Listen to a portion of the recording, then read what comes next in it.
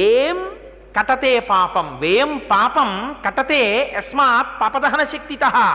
ఈ బుర్రలోకి మళ్ళీ సాంసారికమైన విషయముల యందు తాదాత్మ్యత చెంది నీ పాదముల యందు విస్మృతి లేనటువంటి జ్ఞానాన్ని భక్తిని వీడికి స్వామి అని ప్రార్థన చేస్తారు తల్లిదండ్రులు. అందుకని పుట్టు వెంట్రుకలు తీసుకెళ్ళి పరమాత్మకు అర్పిస్తారు. లేకపోతే ఆయనకి ఎందుకు ఆ పుట్టు వెంట్రుకలు? వాడిని సృష్టించిన వాడు ఆ వెంట్రుకలు ఆయన సృష్టించుకోలేడేమిటి? ఇది వెంకటాచలం యొక్క మహాత్యం అంటే. అందుకని ఆ స్వామి దగ్గరికి వెడితే దాని పేరు వెంకటాచలం.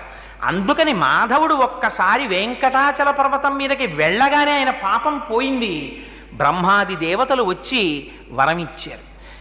నువ్వు ఒక్కసారి ఈ కొండ మీదకి వెళ్ళావా, అక్కడ తింత్రిణీ వృక్షం కింద పుట్ట ఉంది, చింత చెట్టు కింద.